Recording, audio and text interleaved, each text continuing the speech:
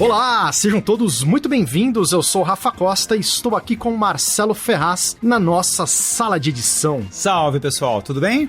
Edição de propaganda política. Galera, a gente vai falar hoje sobre esse tema muito curioso, né, que sempre está cercando aqui a vida dos editores, principalmente dos freelancers, e a gente trouxe aqui para o nosso podcast duas pessoas muito especiais. Um deles vocês já conhecem de longa data, Marcelo Porto. Seja bem-vindo, meu querido. Fala, galera, tudo bem? Já é a minha frase básica, né? Sempre muito bom estar aqui com vocês. Marcelo Porto, que é um expert aí em montar estruturas para propaganda política. Ele é um expert aí do TI em geral, vocês estão acostumados a ouvir as opiniões dele aqui no Sala, mas dessa vez ele vai trazer aí todo o know-how que ele ainda não trouxe aqui pro nosso programa, falando especificamente de propaganda política, de estrutura para as campanhas. E por último, e não menos importante, quem está aqui com a gente é um editor já muito experiente em campanha política, um amigo meu, posso considerá-lo já amigo, ali da Associação dos Montadores de Cinema de São Paulo. Eu tive a oportunidade de conhecê-lo faz alguns anos, e ele tá aqui com a gente, é o Marco Calil. Boa noite a todos, obrigado por estar aqui, é uma honra estar junto aqui do Sala de Edição.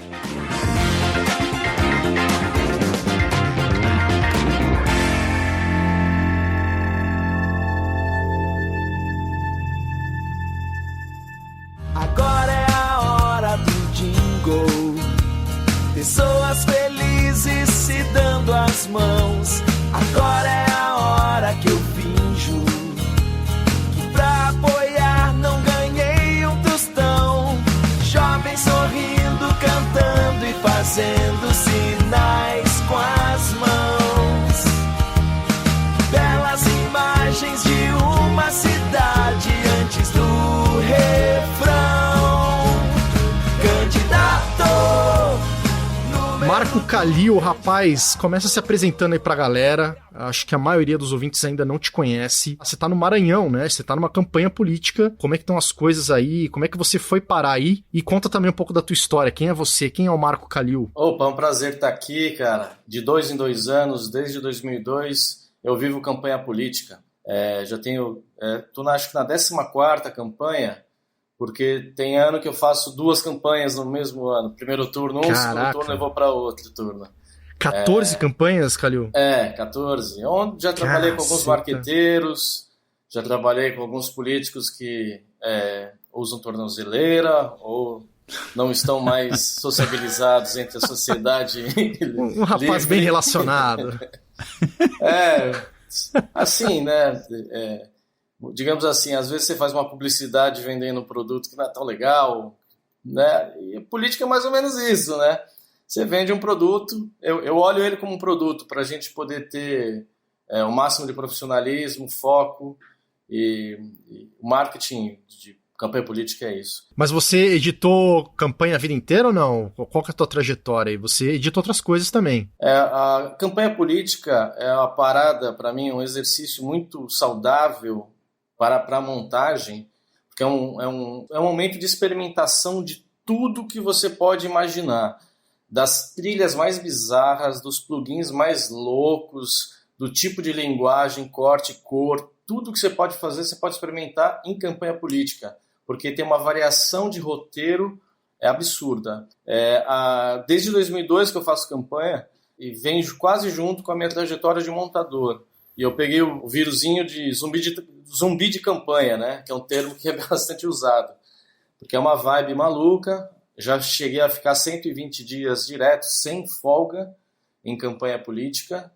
Já fiz um turno de 36/12 num segundo turno, onde trabalhava 36 horas e descansava 12.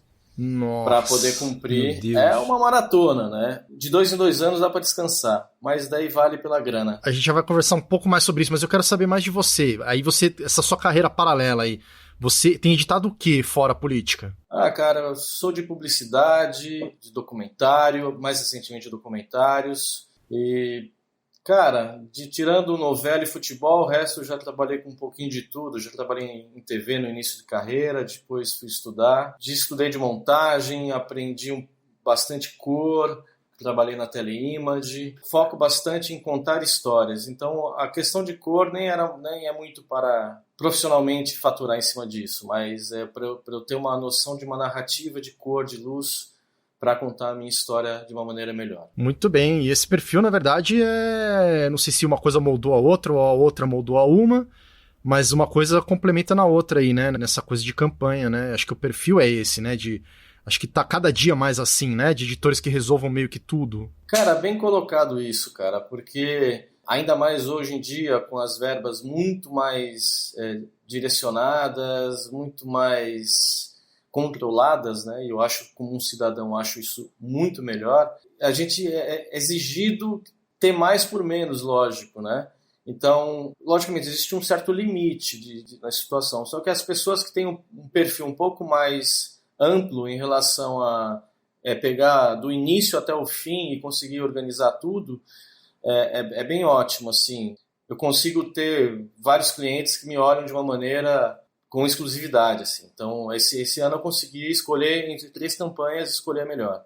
Em qual campanha você tá? Você pode falar? Estou no Maranhão fazendo um partido X.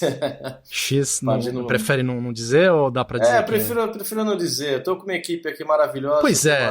De uma ícone do marketing, que é a Zilmar Hernandes, que é ex-sócia do Duda Mendonça. Entendi. E ela também é muito conhecida em campanha política e é uma rainha, é uma mulher que é uma das mais notórias assim em campanhas políticas conhecidas. Pois é, essa coisa de política, né? Eu te conheço já um pouco da associação e sei o quão politizado você é, independente de você trabalhar com a política, né? Talvez também uma coisa também tenha levado a outra, quero entender isso de você também. E como que é pra você, a gente já teve essa discussão inclusive lá no Sala VIP, sempre com os amigos a gente fala sobre essas coisas, né? Por isso que eu dei uma cutucada fiquei curioso de qual campanha você estava editando. Você tem esse problema de editar um conteúdo, como você mesmo já disse, que já editou tanta coisa aí de gente que tá presa e tal, talvez você não soubesse na época, pessoas que você acreditava ou era a favor ideologicamente, enfim, se corrompeu e tal, você não concordava com aquilo. Como é que é? Eu acho que nessas 14 campanhas que você fez, com certeza você deve ter feito coisa de gente que você não concordava, né? Como é que é trabalhar com isso? Se sentir parte de uma campanha que, de repente, de algo que é tão sério, né? E talvez não é tão levado a sério, né? Mas isso não tira a seriedade da política. Como é que é isso pra você? Ótima pergunta, velho, que é muito delicado isso. Normalmente, as campanhas políticas, elas em todo o país, né? Elas levam profissionais dos nichos São Paulo e Rio. E um pouco de Minas Gerais que eu tenho contato. Tem até bastante argentino também que vem. Depois isso é um outro adentro. Mas justamente por 2 questões as campanhas levam profissionais de fora. 3 questões. Experiência. A pessoa vem, ela não tem contatos internos para roubar informação e levar para outras pessoas, porque às vezes as pessoas locais, elas vendem informação do que está acontecendo dentro da campanha política. Olha, nunca tinha pensado nisso. Interessante, hein, esse cuidado. E também pela questão zero ideologia, porque eu estou vindo para o Maranhão, eu não conhecia as questões ideológicas dos políticos. Recentemente eu fiz Haddad, onde eu tenho uma certa simpatia, né? Então foi um prazer ter feito a campanha do Haddad. Fui convidado para uma campanha de um outro Doriana aí, eu preferi dizer não, mas não que eu disse não, mas eu peguei meu cachê e multipliquei por 4 por mês, para a pessoa falar que, não, assim não dá. Para ela não querer, né? Eu acho que dá azar negar trabalho, né? Então você joga o valor numa estratosfera. Já colou algum valor desse alguma vez? E aí você falou, agora eu vou ter que ir. A pessoa entende o recado, né? Até entendi. Porque os valores não são mais tão estratosféricos como eram, né? Então, basicamente essas 3 questões de poder viajar. Você não tem tanta intimidade com os políticos locais e você não carrega vícios ideológicos, né? Às vezes você consegue entender no meio do caminho que você está fazendo uma campanha para um cara que é um escrotão, né? E aí? Mas assim... E aí, cara, é o meu job, ao mesmo tempo, por anos eu fiz McDonald's, e a gente sabe que, de repente, o sanduíche do McDonald's faz mal para a saúde, a Coca-Cola, né, faz mal para a saúde, né? Então, se a gente começar também a pirar por esse lado também, o profissional Afinal, de comunicação. vivemos todos sob o capitalismo, né, cara? Sob a batuta do capitalismo. Não tem jeito, não há escapatória. De graça eu não trabalharia nunca. No caso, eu trabalharia e trabalhei de graça nessa pré-campanha para pessoas, para candidatos que eu tinha aptidão. Eu ajudei um vereador aqui de São Paulo, o Toninho Vespoli.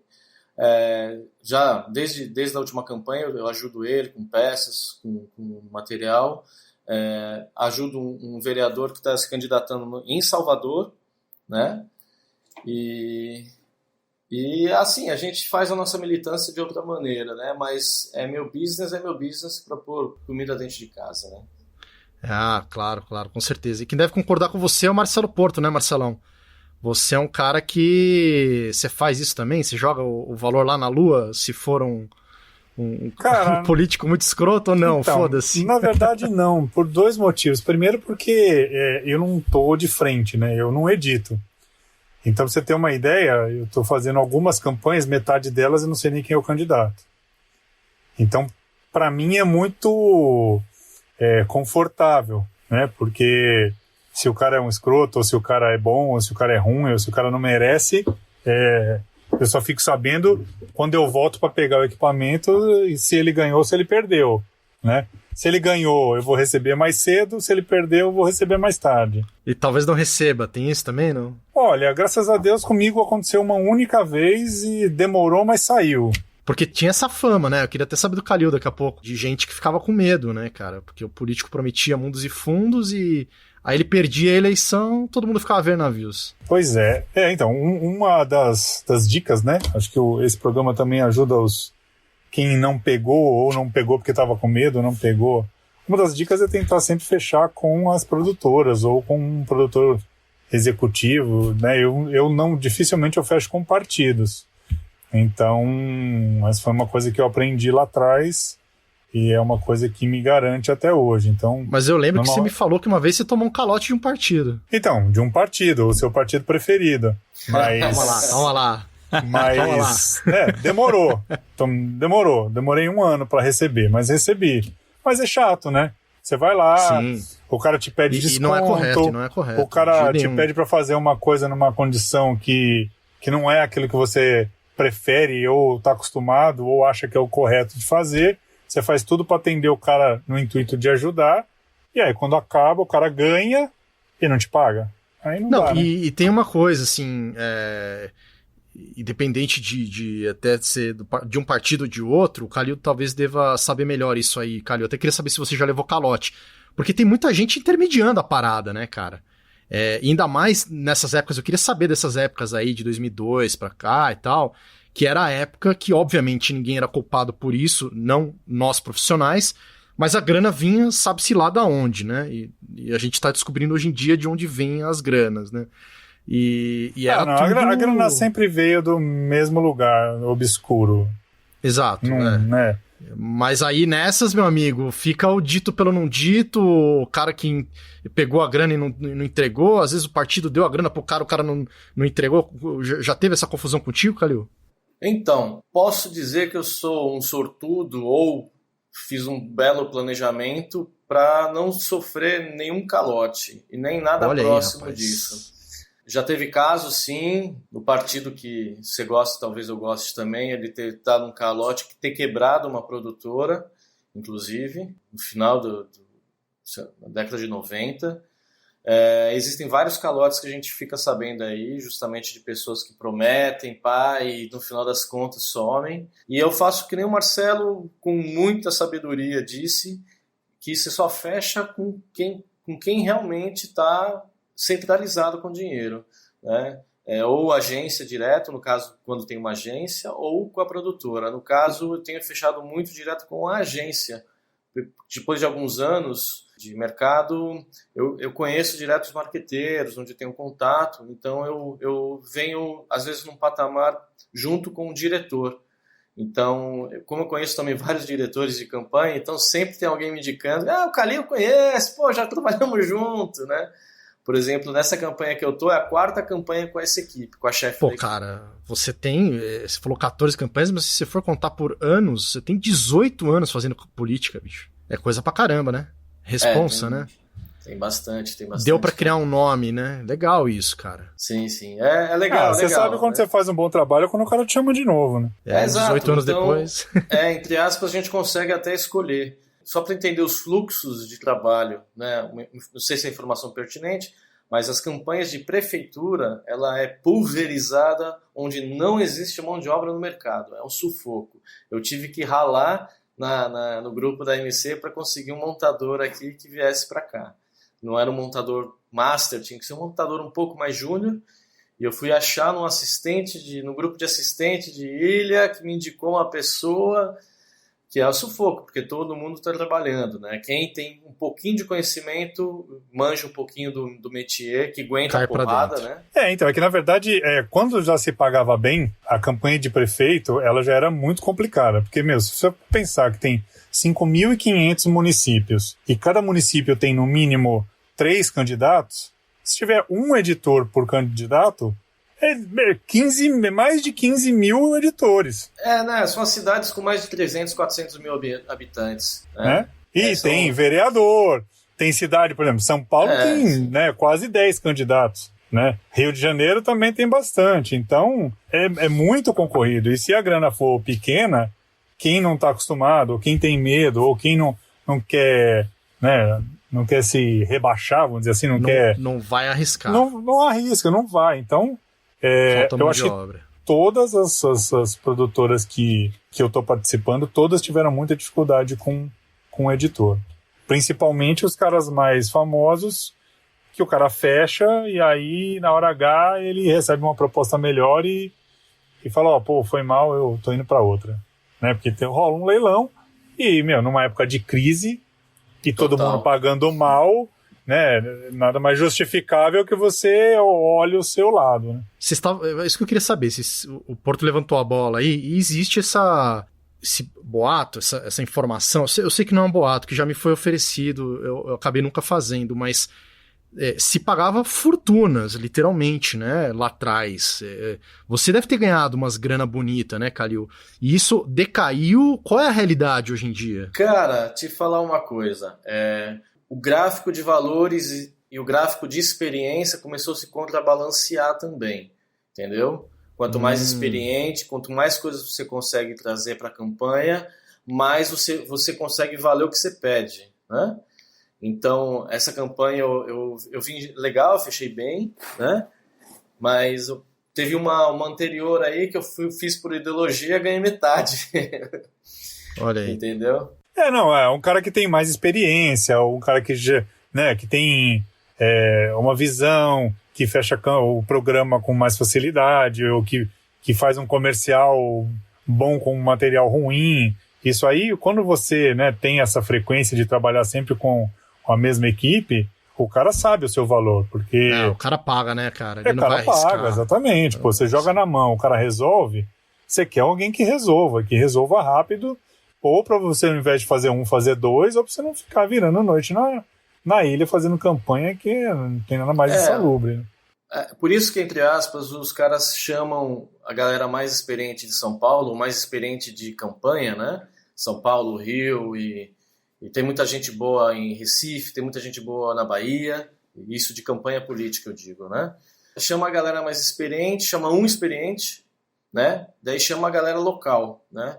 Somos em 5 montadores só para o prefeito, onde somos 3 fechando programas de TV e comerciais, né? Eu tenho um dupla, que é também experiente, né, em campanha e tal, mas não tem tanta experiência para fechar programa, fazer cor, né, ter a mão mais afinadinha, né, sabe, cirúrgica. Não tem os 18 anos do Calil. Não, e tem os par de anos também, mas não tem a prática da publicidade, de fazer, sabe, aonde, quando não estou em 2 anos trabalhando, eu estou fazendo o quê? Estou fazendo trabalhos com excelência. E às vezes aqui uma pessoa local não tem a oportunidade, né?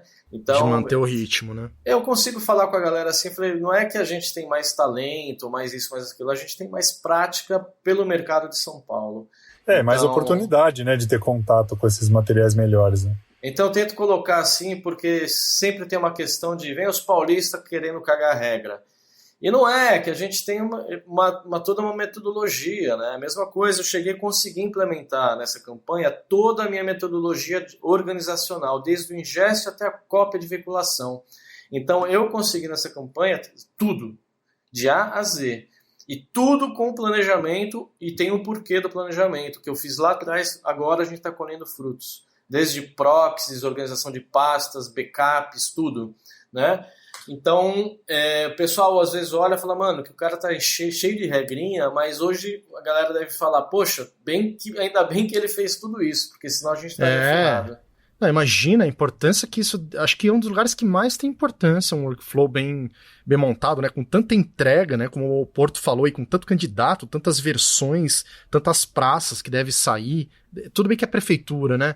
Talvez é uma coisa mais... É um pouco menor, mas você já fez de presidência, mas tem umas aventuras, né? Deve ter, né? Tô com 2 equipes que estão fazendo mais de uma campanha, a mesma equipe. E, Calil, vocês conseguem entregar com, geralmente, que antecedência, estando com esse workflow aí que vocês montaram? Porque essa pauleira, né? Tem isso, né? 30 segundos antes. Já cheguei a entregar 15 minutos faltando, o cara motoboy, assim, eu tô dizendo nesta campanha, inclusive. Copiando a XDCAM, o motoboy na rua, a pessoa sai correndo com a fita na mão, o motoboy com ela ligada, já acelerando e pega para chegar em cima da hora e colocar o programa no ar, que teve alterações conceituais, né? Que ninguém não nos ouça, porque não pode. Poder tá dentro do horário, entendeu? Tá dentro do horário da entrega, né? Ah, não, dentro do horário da entrega, tá. Da entrega, né? Porque daí tem outra questão, Rafa, que é muito interessante. Os políticos também são donos das TVs. E se o político concorrente não tipo, se o político concorrente, né, não é da família da TV, então não existe... O cara sofre um pouquinho mais. A fita some, o motoboy não chega. Não só isso, a ponto de, vamos lá, cortar a energia bem na hora de terminar o programa, por isso que tem que ter gerador dentro das produtoras. Rola umas puxadas de tapete assim, né? Rola tiro na porta. Já rolou tiro na porta. Eita. Rajada de tiro. Rapaz! Principalmente pra essas bandas, né? Nossa, velho. Sim, velho, então... Que tenso, mano. E você não fica com medo, não, brother? Sim, fico esperto. Dependendo do local, Amapá é um pouco mais tenso. Aqui não teve, não. Mas tipo, a gente fica esperto com alimentação. Já teve uma campanha que eles chamaram a cozinheira de fora para ela cozinhar e ela ia meio que escondida comprar comida para não ter problema de envenenamento. Só para você ter ideia do medo que era. Brother. Que punk, cara. É aventura, cara. É aventura. Rapaz. Eu fiz uma campanha uma vez, eu nem lembro em que ano foi isso, talvez 2000, sei lá, que a gente ficou... O lugar da campanha era o saguão de um anfiteatro. E ele era todo de vidro. O cara colocou umas divisórias ali, montou as ilhas e tal. Aí, com 10 dias de campanha, chegou um caminhão. Sabe aquelas chapas de ferro que você põe no chão quando o cara faz manutenção na rua e não dá tempo de fechar, ele põe aquela chapa que o carro passar em cima? O caminhão chegou com umas 20 daquela para colocar na frente dos vidros. Não preciso nem dizer o porquê, né? Que demais. A gente ia tomar bala, velho. Nossa. A gente ia tomar bala. Os caras... Na verdade, alguém pegou uma ligação, uma gravação, alguém tava grampeando outro alguém que pegou essa informação e passou para a equipe da campanha, e a campanha foi lá e a produtora, sei lá, se precaveu e fez esse lance. Surreal. Que surreal. Sou o Bin Laden de Diadema, candidato a vereador pelo PDT. Meu número é 12103. 12103. Ou a gente muda ou explode Diadema. A maior plataforma de ensino online continua aqui no Sala de Edição, trazendo descontos especiais para você, ouvinte. É isso aí, pessoal. Nós estamos falando do AV Makers, a maior plataforma de cursos de audiovisual online em português. E você, ouvinte do Sala de Edição, tem uma página exclusiva com descontos. Então entra lá em avmakers.com.br/sala e aproveita. São mais de 100 cursos com mais de 400 horas de conteúdo sobre câmeras, softwares, motion graphics, color grading, linguagem montagem audiovisual, fotografia, direção de fotografia e muito mais. E muito importante falar, o AV Makers dá pra você 7 dias de garantia. Você faz a sua assinatura e, se por acaso não gostar, pode cancelar, que eles vão devolver o seu dinheiro. Marcelão, isso é o que eu chamo de confiar no próprio taco, hein, meu querido? Exatamente, os caras confiam mesmo. Então, galera, entra lá, avmakers.com.br e garante a sua inscrição. Como diz a doutora Vanir, veja o sorriso dos candidatos nos outdoors e pergunte, estão sorrindo de quê? Estão sorrindo de quem? É da miséria do povo. Candidato a prefeito, meu nome é Enéas 56. Bem lembrado da questão de vazar a informação. Normalmente, quando eu monto, já, sei lá, desde 2014, que a maioria das vezes eu coordeno também a pós-produção. Então, eu faço uma organização de ilha onde o diretor, o montador e quem copia, no caso, muitas vezes sou eu, só essas pessoas, e logicamente a criação, sabe qual é o programa que vai para o ar. Porque existe o risco de o cara solta um programa de saúde, o cara vem, sabe qual que é o conteúdo e faz um programa batendo, né?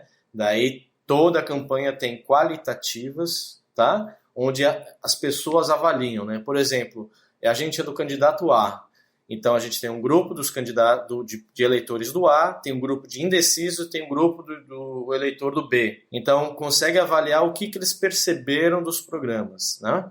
Então, se o cara tem uma tática de contra-argumentar o nosso programa, o cara ganha aquele dia, sei lá, 20 mil votos, 40 mil votos, não sei, né? Aquele programa pode gerar realmente uma mudança de pensamento de muitos eleitores. Então, a maneira de se precaver isso é o quê? É se segurar a informação. Então, ninguém fica sabendo da equipe local, lembra que eu falei? Para quê? Porque se vazar informação, a pessoa fala, quem é? Eu quero cabeças, cortem as cabeças. Quantos? Onde está? E se as pessoas, quem teve acesso a essa informação, é mandado embora. Eu já tive mais de um caso, tive que mandar pessoas embora, onde eu não fazia ideia se a pessoa vazou ou não a informação, mas apontou para ela, e falou, Calil, dispense e vamos atrás de outro. Então é muito ruim isso. E o caso de escutas, né? Escutas dentro das produtoras, onde vinham equipamentos para rastrear, ver se tinha escuta dentro, e troca de chip de celular a cada uma vez por semana. Toda a equipe de marketing mudava, porque sabia-se que o candidato local tinha escutas, tinha como rastrear celular por conta de ele ser do governo. Era dono da telefônica local, né? Também. Cara, eu sinceramente tô chocado aqui, cara. Eu não sei se eu sou muito inocente, mas eu não imaginava o tamanho da treta, brother. Não imaginava mesmo. Tem campanhas que são mais quentes, né? Do Rio de Janeiro, Minas ali pra cima. Quanto mais pra cima, mais complicado. Né? No norte também é bem complicado. Bahia que eu fiz foi, sim, muito, muito complicado em relação a isso, a vazamento de informação, a medos, assim, medo de violência e tal. E já era uma época mais tranquila, assim, mesmo assim o pessoal ficava meio esperto de estar na rua, roubar em câmera, com o intuito de realmente, não de roubar pela câmera, mas de desfalcar a equipe. Prejudicar. Uhum.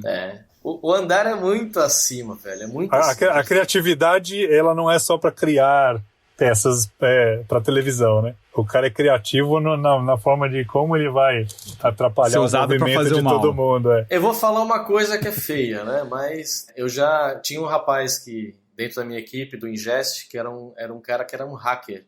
Então a gente invadiu a outra campanha, né?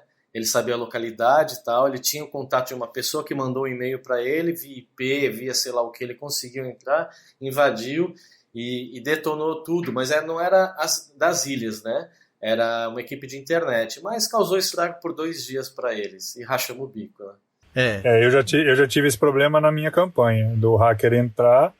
Olha aí, descobriu quem foi.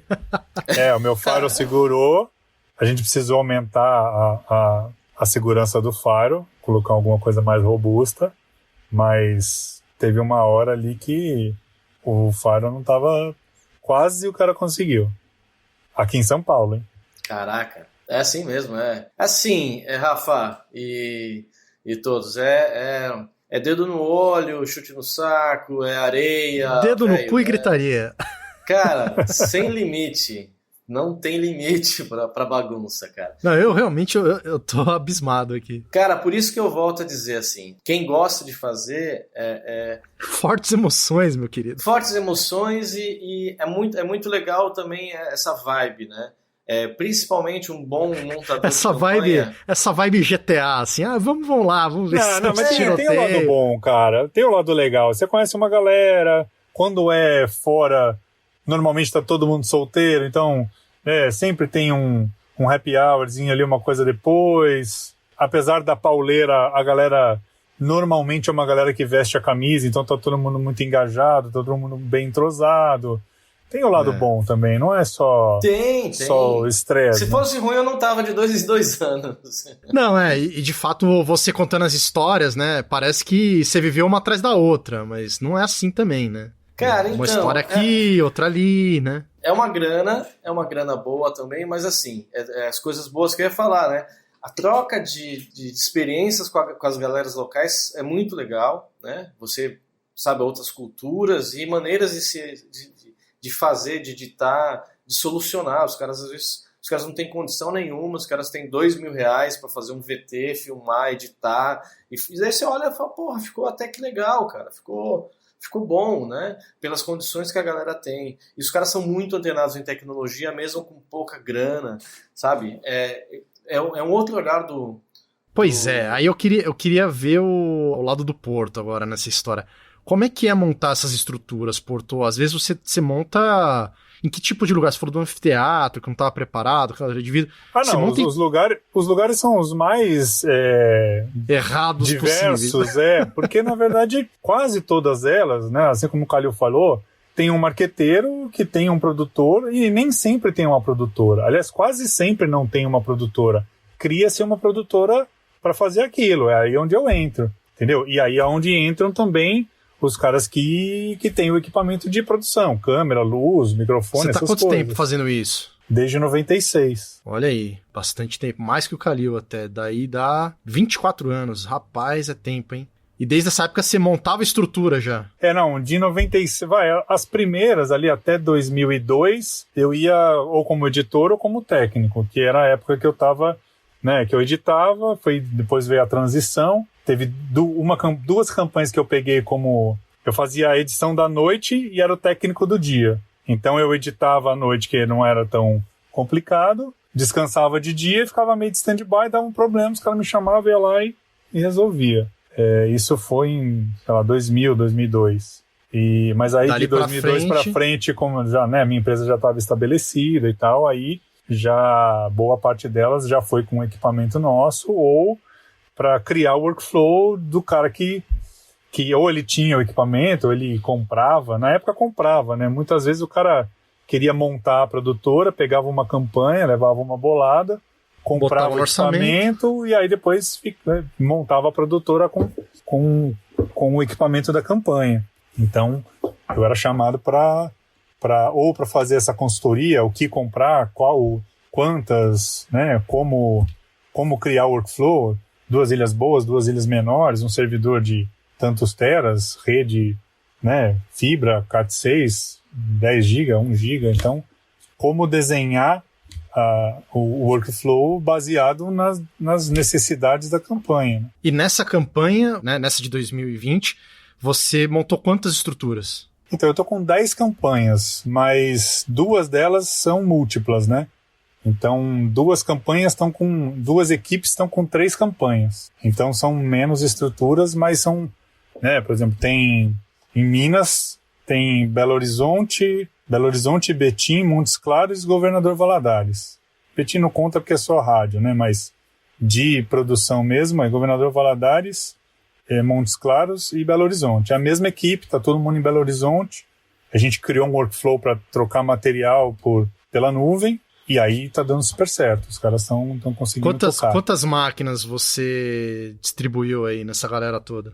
Na edição lá são 5, mas tem, por exemplo, o Color em São Paulo, o Motion, se eu não me engano, é em outro lugar, o cara do áudio não tá lá. 5 em uma estrutura, no geral, assim, quantas máquinas? Não, no geral tem um monte. Cada estrutura tem pelo menos 5 ou 6. Que fique claro que eu também orcei com o Marcelo. Pois Olha aí, rapaz. E você tá com as máquinas do Porto aí, não? Não. Eu trouxe a minha máquina, monitor SDI, caixinha, tudo, que o pessoal não tinha aqui, nem aonde conseguir. Levou a tua ilha mesmo? Levei a ilha. Esse ano o que salvou, na verdade, é que muitos cachês de editores foram complementados com o cachê da ilha do cara. Então, muito editor fechou a própria ilha, porque estava com dificuldade de conseguir equipamento. O cara certamente aluga o equipamento dele um pouco mais barato do que uma locadora ou uma produtora, né? Então é bom para os dois lados, né? O cachê do editor melhora um pouquinho, a produtora paga um pouco menos e o editor não enche o saco de reclamando da ilha, que a ilha tá ruim, porque a ilha é a dele. E o Marcelo Porto perde serviço. O Marcelo Porto perde serviço. Mas olha, graças a Deus, cara, eu tô com 95% das minhas máquinas na rua. Olha então... aí, em prefeitura não tem. Prefeitura não tem, né? Porque, mas o que rolou? Curiosidade, Calil, porque a grana com certeza não era tua, certo? Não é você que tá desembolsando. Você orçou. Aí a produtora fala... Puta, não tenho, porque você tá desenhando toda a parafuseta aí. Como é que é negociar isso? O cara fala, não, eu não tenho esse dinheiro. Você fala, não, precisa desses equipamentos, né? Como é que você justifica? Como é que é esse rolê aí? Cara, é o seguinte, para fazer um omelete precisa de ovos, né? Então, claro. Normalmente, para montar uma estrutura, você começa 2 passos antes de falar qual a duração, qual é o planejamento de marketing. Então, não adianta você pensar numa estrutura sem pensar o que eles querem. Né? Isso sempre foi muito claro para mim nas campanhas, sempre começa o papo assim, né? O que você pensa para a gente montar uma estrutura de TI, de ingest, de máquinas, de ilhas, de cópias, de tudo. Né? Cada equipe de marketing tem uma certa estrutura organizacional, sabe? Onde às vezes a criação é mais importante, às vezes a direção, o diretor de cena vai para ele e fecha junto com o marqueteiro, às vezes é com o candidato. Então cada um tem uma estrutura e existe um certo tipo de equipamento que é necessário. No caso aqui, eu usei minha ilha sim para fazer moeda de troca, entendeu? Porque aqui não tinha o equipamento apto que eu precisaria, né, para fazer correção de cor, essas coisas, de jeito nenhum, né, ia ser só uns equipamentos, tipo uns iMac aí, você tem esse iMac aqui, tá bom? Não dá. Né? O grande problema de campanha, por exemplo, no meu caso, a primeira pergunta que eu faço é que câmera que vocês vão usar e quais ou quantas câmeras diferentes vocês vão usar, porque a coisa mais comum do mundo é o diretor de fotografia leva a dele, o diretor de cena leva a dele, a produtora tem uma, aí usa uma melhor no estúdio, usa uma mais safada na rua. E alguém aparece com uma GoPro ali, extra. Não, e o problema é que aí, como é que você faz esse workflow? Um cara chega com MXF, outro cara chega com Apple ProRes, um cara chega com... Toma ali conversão, correção MP4, de cor, tudo. Exatamente, vai converter tudo, vai trabalhar, né, meio a meio, vai trabalhar nativo... Então, essa é a pergunta mais complicada para mim, né? É onde eu entro e organizo a bagunça toda. Mas e aí, você teve essa dificuldade? Porque você levou o teu equipamento, mas... Sim. Tem uma Blackmagic, uma S7. No nível da parada aí que você gostaria ou ficou aquém? Não, nunca é, né? A gente sempre... Quando faz a pergunta, o que você quer, Calil? Eu falo, eu quero tudo, né? E nunca dão, né? Então a gente começa a se adaptar, né? Você monta o mundo ideal... Eu queria fibra ótica. Não, e hoje tá gigabit, nem dual gigabit não mereço, é gigabit. Então, só tem isso de estrutura, só tem isso de storage, só tem isso de switcher, então o que eu faço? Então vamos trabalhar com proxy, né? Então vamos editar tudo em proxy. Então, para editar em proxy existe o workflow, que eu fiz o treinamento para toda a galera do Ingest, para saber, chega o material, converte o material, gera essa conversão através de um projetinho do Premiere para ter a informação linkada à metadata. A partir daí, o editor pega esse projetinho, mesmo que for simplesmente a Libra, né? ela tá lá, você consegue ter toda a informação metadata linkada. Isso na teoria, né? E tudo é renomeado, tudo é feito de uma maneira para otimizar a rede também. Porque vamos combinar que essa S7, cada vez que você liga, ela zerar o contador de arquivos, é um negócio mais estúpido do mundo, bicho. É a coisa mais a Sony imbecil. Não aprende, né, cara? Faz 50 mil anos fazendo câmera e os caras não aprendem, né? Como é que você resolve isso aí, Calil? Quando eu cheguei aqui, né, e falei que a gente ia renomear 100% dos arquivos, me olharam como se eu fosse um ET. Mas pra quê? Funciona normal. Nunca deu problema pra mim, né? Isso é o mais comum, né? Principalmente a galera que fez campanha estilo jornalística, ela edita naquele dia e nunca mais olha para aquele material, né? Como a gente trabalha com fluxo muito de ida e vinda, né? Então, é assim, simples, ano, mês e dia, underline, ou você renomeia, a câmera A é a câmera principal, né? A Blackmagic, por exemplo, aqui, né? A Mini Ursa. E 1 é o cartão 1, 2 é o cartão 2, underline o nome comum. Então você nunca vai repetir o nome, a data não vai repetir, a câmera sempre entra no cartão novo, é cartão 1, cartão 2, cartão 3, cartão 4, e você põe o nome. Então você nunca vai ter um arquivo com o mesmo nome. E você então, tem uma equipe de logger fazendo isso. Os loggers no ingeste do setor, né? E organiza tudo isso dentro de um padrão que eu estabeleci no começo. Ô, Glória, aí sim, rapaz. Isso é um sonho, cara. É um sonho. Quando você vai renomear, sumiu, offline, mídia offline, aí você abre o projeto, lá tá lá, reconectar C_001. Você vai ver, tem 7 arquivos 001, tá ligado? 700 arquivos. Não, e ele faz 699 tentativas até acertar. Isso se ele acertar, né? Normalmente ele pode não encaixar acerta. o errado, que tem uma mesma duração, sei lá, loucura. Mas uma coisa que é como na vida, a gente não nasce sabendo, e quem tem um pouco de simpatia, tem a oportunidade de trabalhar com outras pessoas mais experientes, você tem essa troca, né? Então a gente vai aprendendo no andar, né? Isso eu acho sensacional, cara. Que é uma coisa que eu tava falando esses dias aqui com uns amigos. Falo pra caramba aqui no Sala também, já falei com o Porto, pra caramba com o Taboada. É uma coisa que eu vejo que é uma das grandes perdas que a galera, a nova geração de videomakers, filmmakers, até de editores, sabe, dessa última década aí, a galera começou nos anos 2010, não tem contato, né? Se não tem uma grande produtora ou uma grande campanha como essa, eu fico imaginando o impacto que dá na vida de um sujeito. Você deve ter histórias desse tipo, né, cara? Você pega um rapaz aí do Maranhão, não menosprezando o Maranhão, mas a gente sabe, como você já explicou até agora aqui, sobre essa coisa de fluxo de trabalho e estruturas que você mesmo não tinha aí, teve que levar a sua e tal. A sorte que tem um moleque, uma garota que tá começando, de entrar em contato com esse tipo de workflow, de aprender a fazer as coisas, né? Como a gente aprendeu e... enfim, fica nesse discurso de parece tiozão mais velho falando, mas que é necessário, né, cara? Como você mesmo disse, até vai fazer um videozinho aqui, entregou, jogou fora, same-day edit, casamento, sei lá o que, foda-se, né? Mas a partir do momento que você pega alguma coisa maior, ou você galga algum passo maior na carreira, você precisa ter essa organização, senão você tá ferrado, né, cara?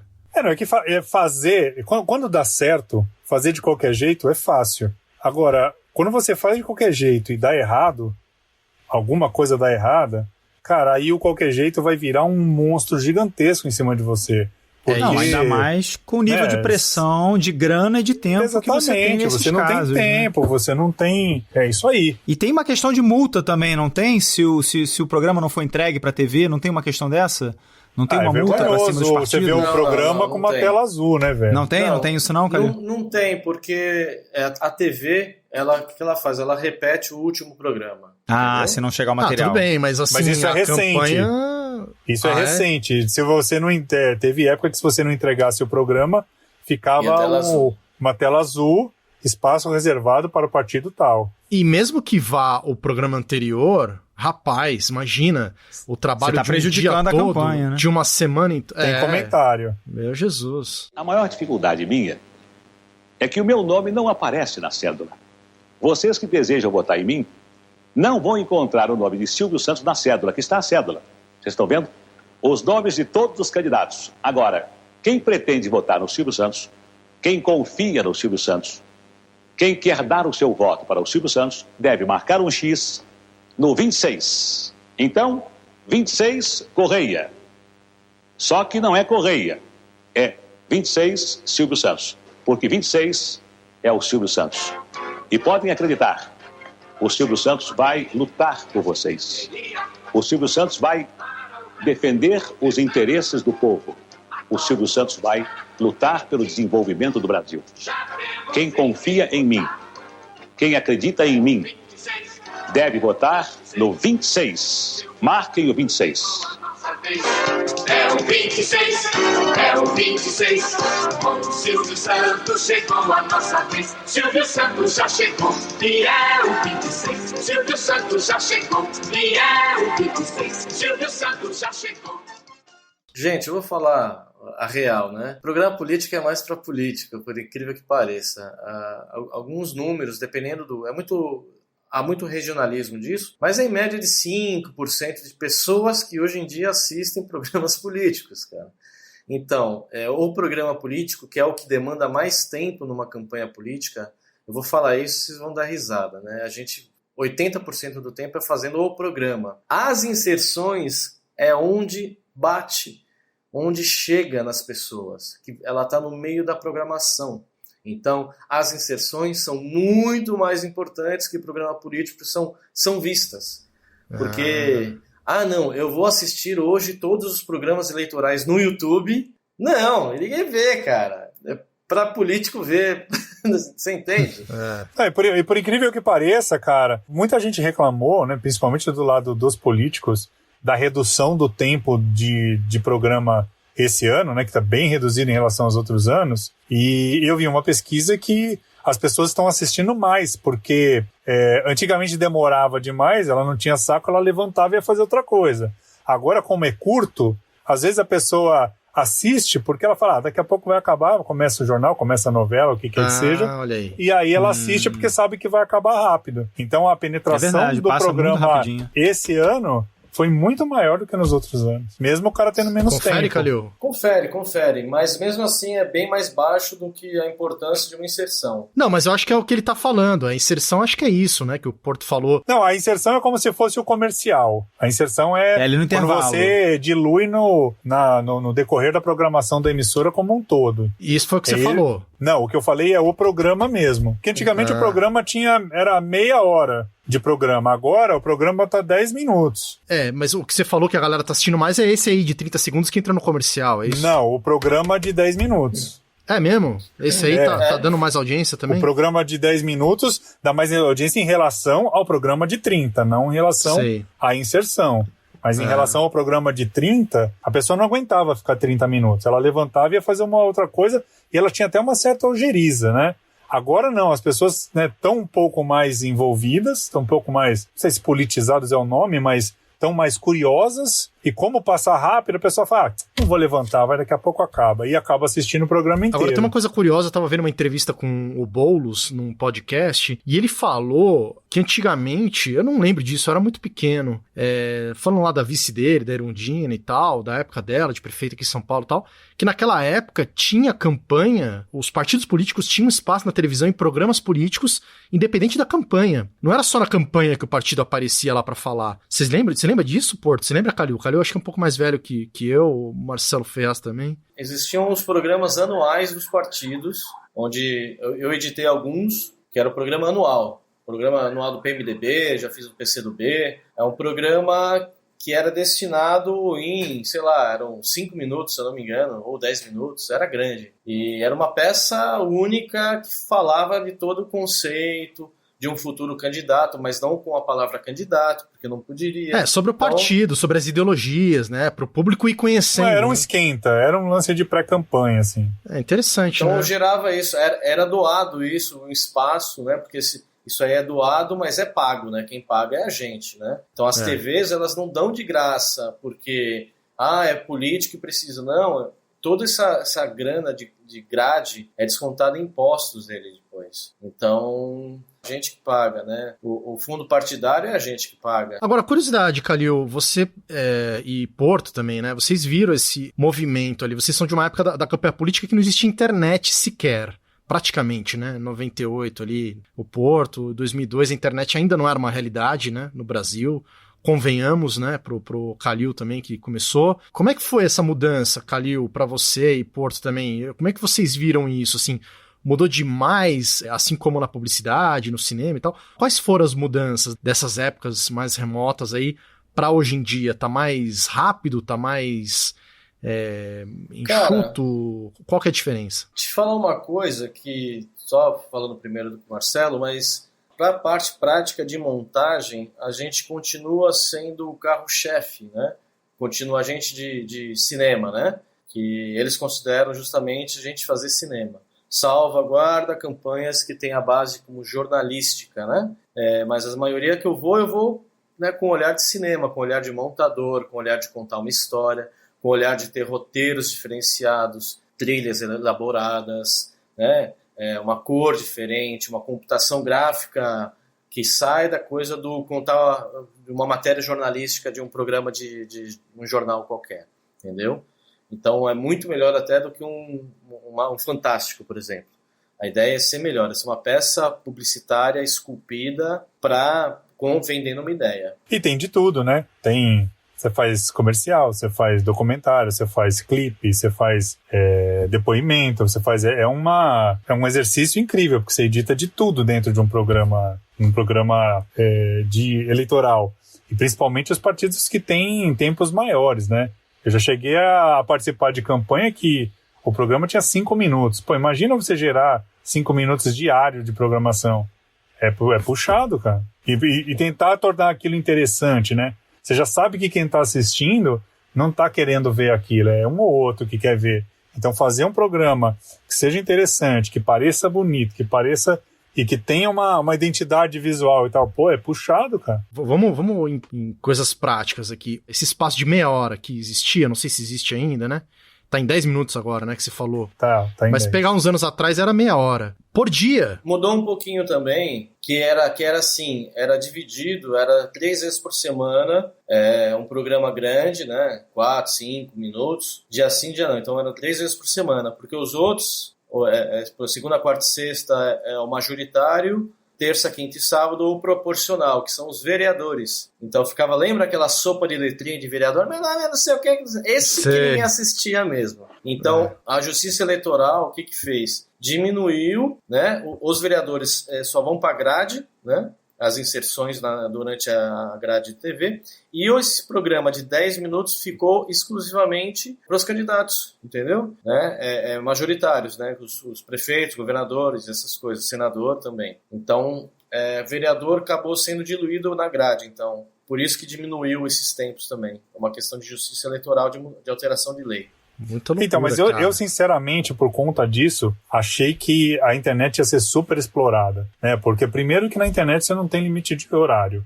Então, um vereador pode muito bem, coisa que já se fazia antes, né? Investir um pouco mais e fazer um programa mais largo ou, né, tentar se promover de uma maneira melhor. E na internet ele consegue fazer isso tranquilamente. E mesmo os majoritários, né, que tem um tempo menor, que às vezes o partido não é tão forte, na internet ele ia poder lutar de igual para igual, ou até, né, mais, dependendo de quanto dinheiro ele estava investindo na campanha, poder brigar com os partidos maiores que costumam ter mais tempo de TV.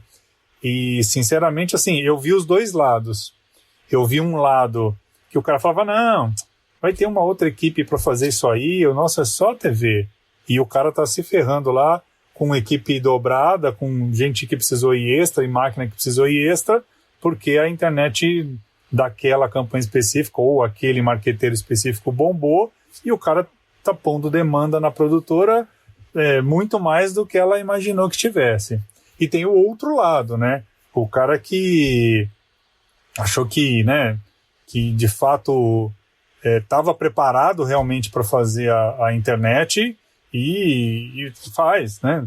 Gera lá conteúdo em pé, deitado, né? Janela 9x16, 16x9, tem gente realmente explorando. Mas o lance fazendo dos vereadores, que eu também. achei que ia ser bem melhor explorado na internet, esse eu achei que ia ser o ano da internet. E eu não sei na prática como está sendo, mas do ponto de vista, né, do que eu negociei Estratégia. com as produtoras, ainda não vai ser. Comigo aqui também foi, porque tem uma questão, o marqueteiro, a equipe de marketing ainda é das antigas, né? Então, mas mesmo assim, tem uma equipe gigantesca de internet, mas não é que nem a equipe de nomes carimbados, tal, que investiram muito pesado em onde tinha uma campanha em São Paulo, um exemplo, que tinha um prédio ali na Rua Áurea, do lado da antiga Spectros.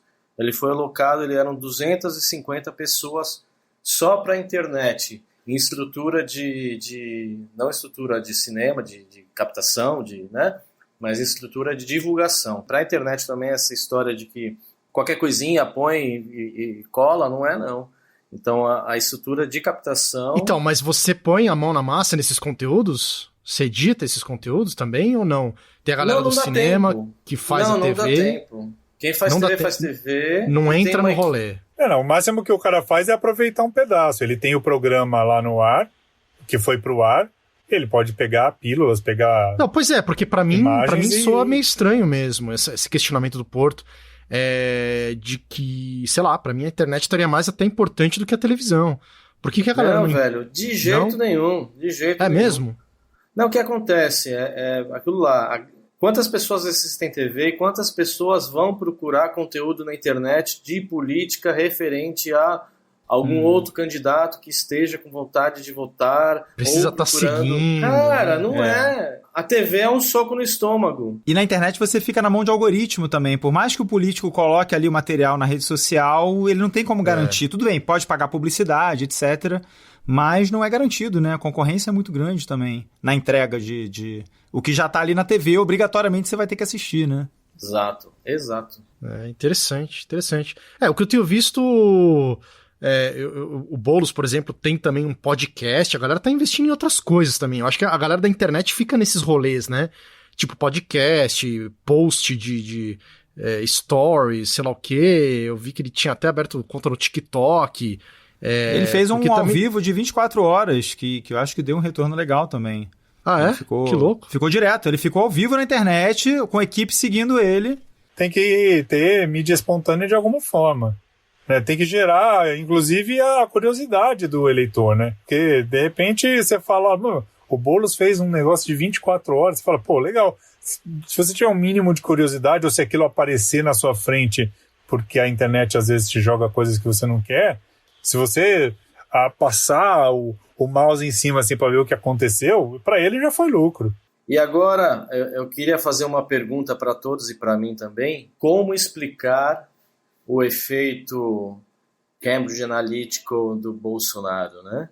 Porque não foi 100% provado, mas quem estuda a questão de algoritmo e distribuição nas redes era muito claro, muito, sabe? Era pornográfico, era algo descarado. Eu vou dar um exemplo de algo que... Você diz a questão do disparo ilegal. Isso, a questão da internet sendo usada na campanha política, né? Sim. Por que não fizeram igual o Bolsonaro? Porque, cara, foi algo muito bem engenhado, assim.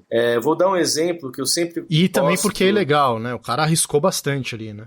Eu estou dizendo de achismo, inclusive, né? Que fica registrado nos anais. Mas... Achismo de quem já trabalha quase 20 anos com isso. Ok, vai lá, tá registrado. No primeiro debate presidencial, que se eu não me engano foi na Band, eles tinham um mapa da Google. Agora vamos ver os assuntos rolando, quais são os assuntos mais comentados e não sei o que lá. No final do debate, tá o cara com uma cara de geleia, velho. Uma cara de geleia, tudo pintadinho de roxo, Bolsonaro. E o cara não fala lé com cré, né? Sabe? Tinham outros assuntos muito mais pertinentes, né, para serem conversados. E o cara simplesmente os robôs entraram e tomaram geral. Então a questão de robô, desde o primeiro debate, já estava rolando. todo mundo que trabalha na área, que é um pouquinho, sabe, quem é especialista, né? Eu não sou especialista, não trabalho, só estudo um pouco que eu vejo, mas os caras que trabalham com isso falam, cara, o cara vai para cima do algoritmo, paga, entendeu? Tem cheio de robôs. Então os caras que seguiam ele no início era, sabe, russo, indiano, perfis totalmente malucos que começam a dar pontuação para ele tá no topo, e disparos de WhatsApp. Não, mas assim, isso você fala, talvez até com receio de se comprometer e tal, mas isso, se eu não me engano, já está comprovado. Teve até o envolvimento da Smart Fit, da Avan e vários outros empresários, Riachuelo, que se envolveram e botaram grana para investir nessa ilegalidade dos disparos, de fake news, né? Então, mas se você for pensar no perfil, na índole das pessoas que participam desse tipo de ação, o que eu imaginei que fosse acontecer é que se o Bolsonaro se elegeu com um desses pilares, por que não tentar, ou de repente não de uma maneira descarada, mas de uma maneira analisando quais são as vantagens e as desvantagens, mas de qualquer forma, pensando nisso como uma via de se promover, por que não tentar fazer? Foi onde eu entendi. Se ele se promoveu, é viável. Mas ele aproveitou uma brecha de uma mata virgem, né? Hoje em dia, por exemplo, o próprio WhatsApp... O WhatsApp não permite mais, você não pode mandar para 5 amigos uma coisa. E eu acho que você consegue camuflar isso num outro nível também, né? Você tem aí uma eleição para presidente, então qualquer volume grande de tweet você ainda poderia dizer, por exemplo, foi uma reação espontânea do país inteiro. Agora, para a cidade, para a prefeitura, nesse momento, né, vereador e prefeito, é difícil você justificar talvez um trending topic de uma prefeitura acontecendo, né? É verdade. Eu acho que fica mais descarado se você tentar manipular. Alguma coisa nesse sentido, né? Imagina. Uma reação desproporcional, né? Imagina, exato. Primeiro trending topics da prefeitura, sei lá de Deus me livre. Então, mas como é que fica? Né? Não vai acontecer. Deus me livre é ótimo. Mas como é que ficou isso aí? Você tá no Maranhão, enfim, outro partido, talvez o mesmo, sei lá, mas enfim, outra galera, outra realidade. Isso não permeia os assuntos, assim, a galera não tem, como você falou, hacker entrando aqui, o outro esticando... O jogo é sujo. Cara, né? te falar uma coisa. Tá na mesa. As pessoas fazem sujeira. Quem é de comunicação e quem trabalha com cinema, comunicação, normalmente já tem uma tendência política não direitista, né? Então, porque trabalha com cultura e tal, mas assim, a galera é profissional da área, jornalista profissional, tem que ir lá e fazer um texto, mas normalmente eu não trabalhei. Tive sorte de não trabalhar com nenhum direitista, né? Com partidos direitistas. Cara, o local que trabalha com isso também tem sua vertente, principalmente aqui para o norte e nordeste, já tem sua vertente política de esquerda. Né? E assim, desculpa te interromper, mas é uma coisa assim, uma coisa é usar, porque até, se eu não me engano, o PT usou bastante na época da Dilma e tal, foi acusado até de ter feito coisas do tipo e tal. Ao meu ver, eu acho que ao ver da sociedade, o grande escândalo e o grande problema foi desvirtuar, né? A era da pós-verdade, a fake news. Você distribui uma madeira de piroca e tá todo mundo acreditando que o PT quer dar uma madeira de piroca pras criancinhas. Então, eu acho que é o jeito que fizeram, né? E que viram que a galera ia acreditar. Esse foi o problema, nem tanto foi o uso do mecanismo, né? Porque se o cara tivesse usado, sei lá, o disparo, porque era mata virgem, mas pra falar, olha, meu programa de governo é esse, eu acredito nisso, né? E fosse uma coisa legal que o cara estivesse executando, por exemplo, né? Acho que nem, talvez a galera ia falar, melhor não, vamos regular isso aqui que... Não, o que vira é desgraça. É desgraça, coisa certinha, né, não cara? Vira, E, enfim, eu acho que o problema mesmo foi esse, né? Cara, te falar uma coisa, que o que aconteceu com o Trump foi o exemplo que serviu para vir para cá, para o Brasil, cara. É muito claro. Se você começar a fazer uma análise política das ações e das falas do Trump, das ações, dos comentários, é tão imbecil, né? Vamos ser educados, falar em imbecilidade, quanto as falas do nosso presidente, infelizmente. Nosso presidente ele tem uma comunicação muito tiozão do churrasco. O Trump tem, só que ele é mais elitista, né? Porque ele é rico, ele é bem sucedido, ele é inteligente. Não estou dizendo bem intencionado, mas ele é um cara inteligente, né? E nosso presidente não administraria não podia ser nem síndico, né, de um prédio, porque ele ia dar ruim. Então, o cara aprendeu a lidar com memes, e o perfil do povo brasileiro também, meio descrente de relação de partido, o cara estava numa mata virgem, sabe, uma tempestade perfeita, né? Se aproveitou da situação. Me dê sua proposta, vota em Paulo Bosta, 17121, que te dou a resposta. Paulo Bosta, com o Dr. Raul, que todo mundo gosta, 17121, muda Bauru. Não se esqueça, vote 17121, com o Dr. Raul, prefeito 25, mudança com verdade. Paulo Bosta, empresário de merda.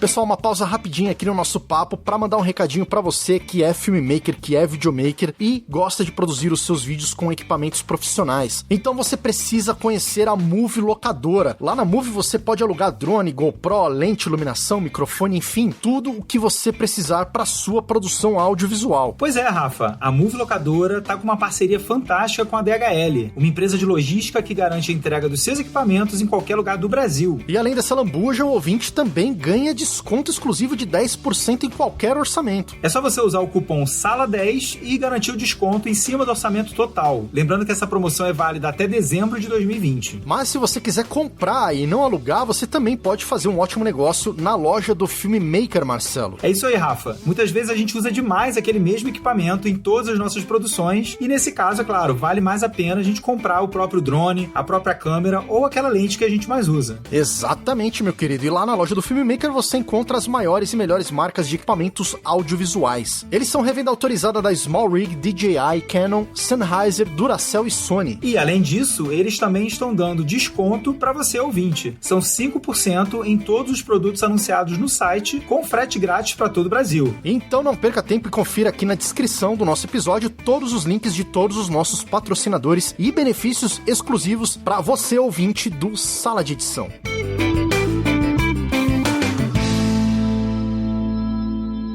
Meu nome é Nair Ferreira, conhecida como Nair Bocuda. Meu número é 51222. Só isso? Porra do caralho. Mas voltando um pouco ao assunto aqui da edição, né? Enfim, eu queria entender melhor. Então, vamos separar um pouco as coisas. Essa parte da edição, então, de tudo que é de internet, nem passa pela mão dos editores de campanha. Basicamente é isso. É uma outra galera. Depende da produtora. Tem estrutura tua que tá fazendo assim, Porto? Não, tem estrutura minha que faz peças pra internet, né? A agência solicita e faz uma peça dedicada para aquilo. Como o orçamento tá baixo, quase sempre aproveita o material que tem, mas com uma pegada diferente, às vezes uma pegada mais... muda um pouco o perfil do que foi feito com aquele material na outra mídia, né? Então, ou usa para um clipe, ou usa para mesmo para uma vinhetinha, para um meme, né? Por exemplo, a Joyce aqui em São Paulo está fazendo bastante coisas desse tipo, né? O primeiro programa dela, ela saiu inteira de deepfake e de super-herói, né? É mesmo? O primeiro programa que foi pro ar, ela tá de Marvel, de Mulher Maravilha, você não viu, né? Perdi essa. Ela sai de Marvel, ela sai de Mulher Maravilha, ela sai de super-heroína, né? Normalmente o primeiro programa é mais calminho, assim, né? Tem um esquenta, ela chegou chegando. Então, quer dizer, uma peça nessa na internet viraliza, né? Um candidato à prefeitura, né, com deepfake de Marvel. Então, viraliza. Teve uma outra que ela saiu, acho que de Peppa Pig. Fala sério, cara. Não, porque ela emagreceu, mas... né, um tempo atrás ela era mais cheinha. Cara. E ela tinha o perfil da Peppa Pig. Né? Eu não lembro se foi antes ou depois. Antes ela tava usando, acho que o Muppets, né? O bichinho rosa do Muppets lá. Eu não lembro quem é. Mas aí Pig. Eu acho que... a Miss Pig, exatamente. Aí depois teve, acho que uma questão aí de direito autoral, e aí ela foi pra Peppa Pig. Caraca, mano, tô até olhando umas fotos aqui. Mas teve vários memes, né, com ela de Marvel e de Peppa Pig. Velho, é assim, de Tchutcholi na Tiririca, cara, esse é o perfil de vereador que de Tchutcholi na Tiririca. É o perfil que ganha voto, cara. Não, e nos vereadores a coisa é mais complicada, né, porque às vezes os caras chamam alguém que tem uma certa notoriedade... porque não é que aquela pessoa vai ganhar, né? No caso, o Tiririca ganhou porque foi uma coisa avassaladora. Mas muitas vezes o cara quer o voto proporcional para colocar os caras da turma deles, né? Que tem interesse em colocar. Então, por exemplo, eu vi alguns programas, lembra aquela mulher que salvou o cara que bateu o caminhão lá? Ela é candidata a vereadora. Fulana Mulher Maravilha é o jargão dela.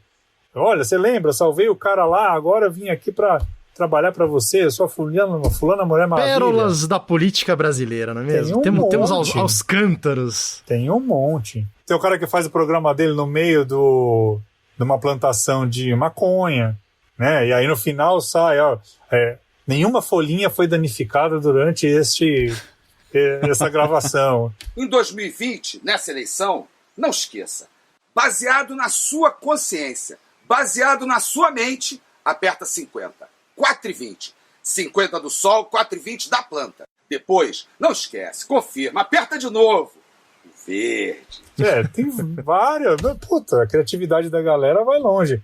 Por quê? Porque o público, né, gosta, né, tem essa preferência, né? Prefere, não quer ver o cara lá certinho, meio avatadinho, falando, não, olha, eu fiz o corredor de ônibus, eu fiz o... Mas assim, são os dois perfis, né, de internet e para o majoritário que é governador, prefeito, presidente, né? Por uma cidade, para administrar um país, um estado, os caras vão atrás de uma maneira mais competente, né? Tirando o exemplo do presidente, que foi um voto de revolta, né? Foi um voto de revolta, né? Foi um voto contra o que estava estabelecido, né? Claro já. Mas tanto que muita gente se arrependeu, tal, e muitos não, né, sei lá. Mas para a prefeitura, realmente, o que conta mais é a maneira como você conta a sua história.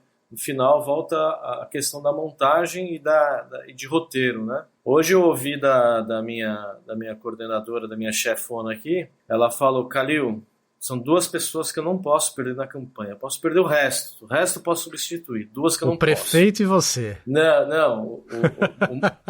O redator, né, o criativo, e você, que é o cara que bola as coisas. Porra, e você colocou tá o redator tudo. Acima do prefeito, hein?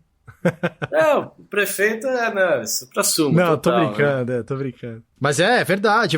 E foi legal você puxar esse papo de volta, porque eu queria entender também isso daí. Já teve casos assim que...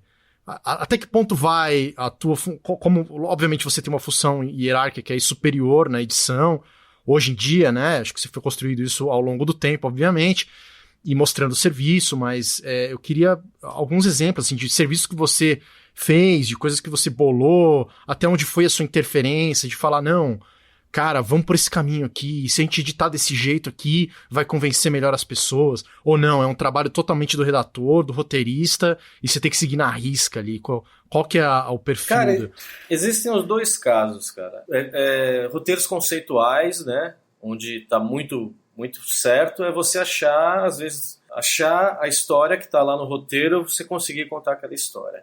E às vezes é um exercício muito bom, porque muitas vezes o próprio diretor não teve condições ou não teve estrutura, produção, para conseguir fazer aquilo. E você tem que achar o filme dando solução de cor, solução de linguagem, de trilha, sei lá, né? O material é rei, né? Você tem que achar lá naquele material a história que você precisa contar, né? Daí é um exercício de montador comum, né? Que a gente tem que fazer é achar o filme. Fora isso, cara, existem questões simples, que podem parecer simples, mas não são. O roteiro tá lá, eu tô fazendo um roteiro de 1,48. E o cara lê o roteiro, né? E ele calcula 1,48.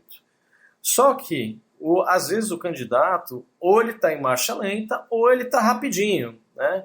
E às vezes, por mais que o diretor controle esses tempos, chega lá e a gente tem um programa de 1,50 e pouco, ou um programa de 1,30. Daí não encaixa. Daí onde vai o montador de achar uma solução aos 47 do segundo tempo? Para encher linguiça ou para cortar linguiça? Exatamente, velho. E às vezes é uma libra gravada que você tem que fazer um esquema. Daí é um 110% de velocidade, 102, 104 de velocidade. Já fiz nessa. Como de Jota. Vai no Audition, edita o áudio rapidinho, dá um fast de 108% e coube. Né?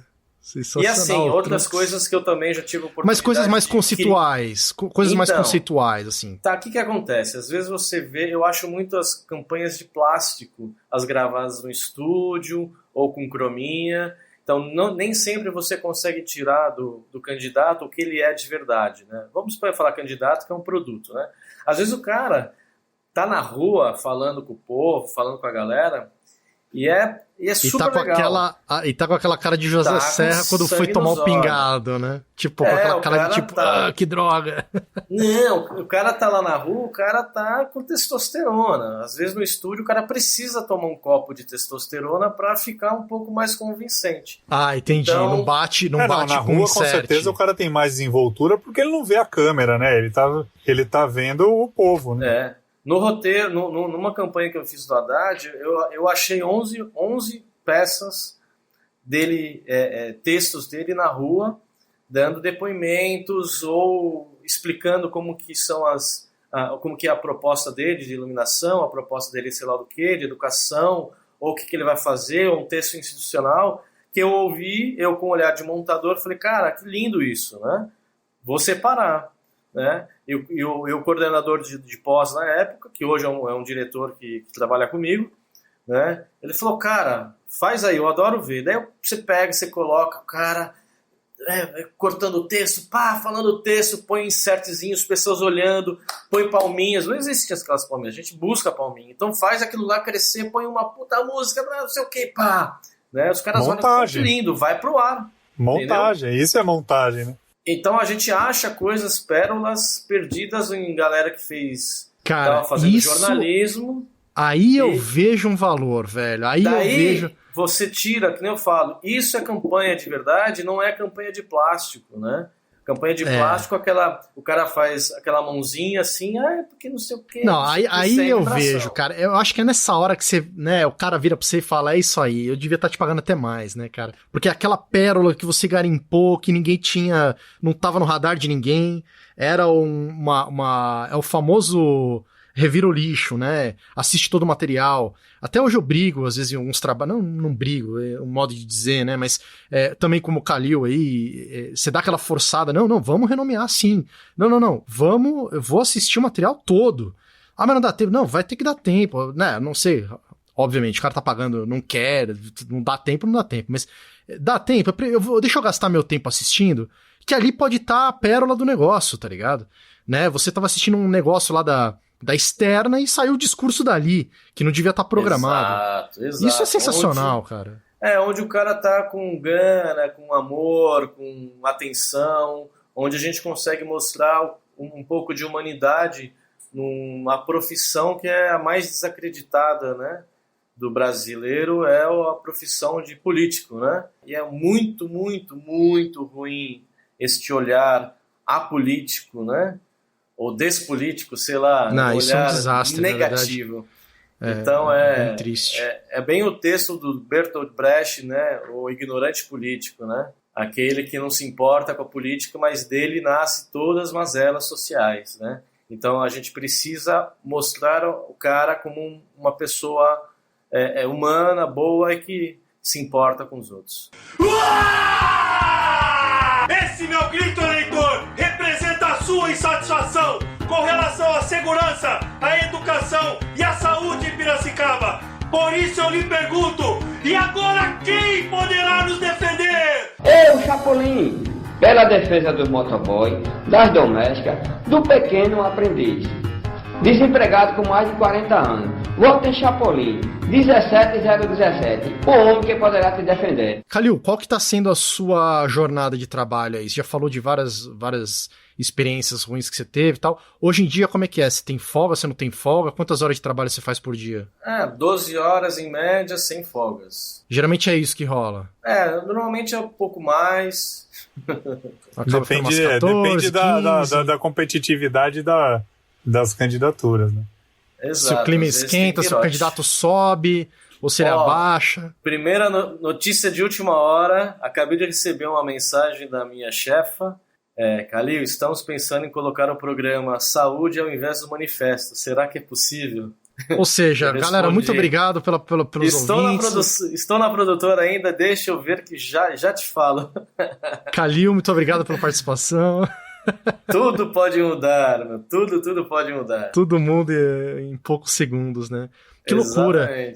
Então checa aí, Calil, vê se a gente pode gastar mais um Lero contigo aí. Enquanto isso eu queria ouvir do Porto. Como é que é pra você, Porto, quando tá nessas correrias também? Porque tem o lado da estrutura, né? A gente já falou aqui, obviamente, e tal. Mas pode dar problema, né? Você tá aqui em São Paulo, o negócio tá lá em Minas. Obviamente a gente sabe de todo, né, o teu know-how e como você faz as coisas direitinho. O teu trabalho fala por você, pela tua empresa. Mas, enfim, tem alguém que fica responsável lá para olhar, para cuidar dos equipamentos? Você monitora daqui? Como que é feito para que não dê nenhum chablau ali no meio do caminho? Você já falou tudo. Nesse caso, principalmente de BH, que é um pouco mais distante, né? Não é um lugar que você pega o carro e vai rapidinho. Eu monitoro daqui e eu tenho uma pessoa lá. Então, se precisa de alguma coisa presencial, essa pessoa vai para lá. E normalmente quando é uma coisa ali, uma correção rápida ou, né, algum BO, eu entro remoto, dou uma olhada e eu tento resolver ou toco a bola para quem tá lá. Esse cara é teu ou é da produtora? Você que contrata, é funcionário? Como é que é isso geralmente? Eu que contrato, é um parceiro, é um cara que já fez outras campanhas comigo. Na verdade, ele era o técnico da primeira produtora que me chamou para fazer em BH. E a gente já fez outras 2 ou 3 campanhas juntos. E aí, dessa vez, a produtora dele não fez. Eu estou fazendo lá com uma outra produtora. E aí eu chamei ele para ficar de stand-by para mim. Então ele tá a postos lá. Se der algum belzinho, ele tá lá. Saquei. Você geralmente não tem problema, então, nas estruturas, assim. Tem indo fácil. Não, acho que já foi o tempo desses problemas, né, cara? Hoje em dia acho que dá muito menos, né? Sim e não, né? Porque, por exemplo, é aquilo que o Calil falou. Quando o custo diminui, algumas coisas que você espera que não dê problema, dá problema, né? Sei lá, a régua que deveria ser uma régua boa, às vezes é uma régua que foi usada em outra coisa, e aí ela dá um pipoco para uma máquina, você tem que ir lá trocar uma fonte, ou então, né, sei lá, alguém tropeça num cabo e arrebenta o conector, tem umas besteirinhas, mas pau mesmo, é difícil, porque, né, a gente acaba colocando os melhores equipamentos, porque sabe que o equipamento vai ser esmerilhado, né, com uma jornada de 12 horas por dia, e muitas vezes são 2 turnos, você não pode pôr um equipamento... A máquina não desliga, né? Um equipamento de milão, né? Não tem essa. Então, quase todas as campanhas, principalmente essas que são múltiplas, né? Tem 2 turnos. Não tem a equipe toda, mas tem um logger, tem o cara que fica de olho no... né? Recebeu o material do link, é o cara que checa, é o cara que converte, é o cara que troca nome, né? Mas é isso que o Marcelo falou, é verdade. A gente gasta-se tempo, principalmente, no início da campanha para o planejamento e organizar a máquina. O Marcelo deve ter queimado as pestanas dele justamente no início do planejamento, para a instalação. Depois é só alegria. Depois é alegria, é isso aí. É a famosa amolada no machado. Amolada no machado, é isso aí. Aí, rapaz, o cara pode dar 10 mil machadadas que vai cortar. Não, e o pior de tudo é que, assim, são tantos anos fazendo campanha e as recomendações são as mesmas e tem gente que ainda não sabe, né? Vou aproveitar o espaço aqui para tentar abranger, né, mais pessoas, né, com esses comentários, né, não usar caractere especial, principalmente na primeira letra do nome do arquivo, né? Espaço, o famoso underline, quem te enche o saco, mas é necessário. Então, às vezes eu pego lá, o cara começa o nome do arquivo, asterisco, não sei o quê, e aí ação com C cedilha e tio. Ação com C cedilha e tio, exatamente. Ação com C cedilha e tio, versão de 2 minutos com aspa, e aí ele põe a data do lado com barra. Segundo take, com ozinho em cima. Não há servidor no mundo que aceite um arquivo desse. Porque assim, quando o cara tá no Mac, o Mac aceita qualquer coisa, porque ele se vira lá no core do sistema para fazer isso acontecer.